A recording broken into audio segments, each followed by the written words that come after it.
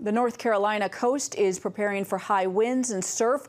Tropical storm Arthur, the first named storm of 2020, is arriving about 2 weeks before hurricane season officially starts on June 1st. It's now moving north-northeast with 45-mile-per-hour sustained winds. The storm is expected to pass over parts of North Carolina's Outer Banks later today before heading out to the Atlantic. And joining us now is Chief Meteorologist at weatherbell.com, Joe Bastardi. Joe, thanks for joining us. It looks like this storm is going to have minimal impact, but it is noteworthy. It's really kind of the first launching into the hurricane season of 2020. Yeah, a couple of things. First of all, and I'm not trying to be a wise guy, but it's bi-hatterous. And it was no worse than a nor'easter there. I believe they had wind gusts 35 miles an hour. One of the big problems I see, though, is that the U.S.-generated hurricane models did a horrible job with this.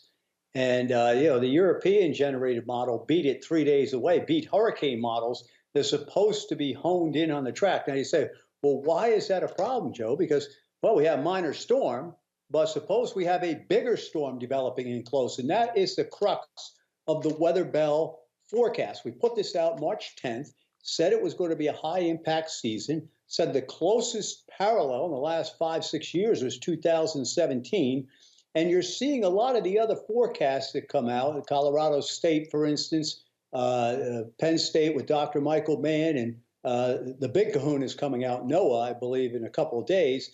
And we'll see what they say.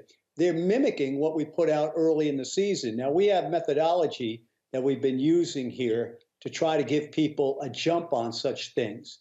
And so we are concerned that this is going to be a high impact season. And folks, the storms that are going to be the toughest are the ones that are going to develop within 2-3 days of the coast.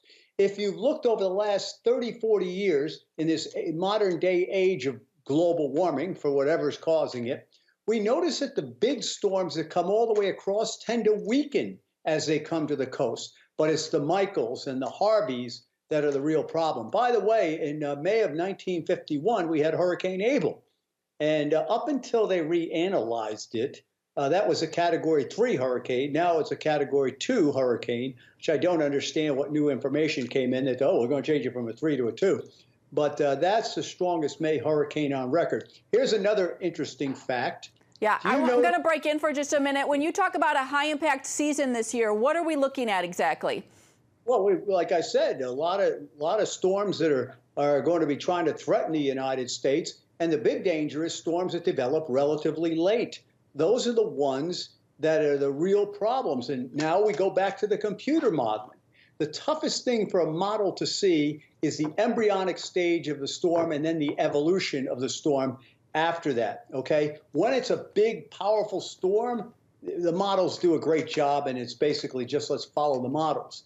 But the thing that can cause the real problem, this is why we were out in front of Michael, out in front of Harvey, is these ones that are going to develop in areas at the last minute. So, like I said, I just point back to 2017. I don't think it's as bad as 2017, but I think that's the closest analog to this coming up. And that opens up. Remember, the last 2 years, while the Bahamas got it, northern Bahamas got it with Dorian, those Caribbean islands that got hammered in 2017 have been essentially left alone. This year may be a different story.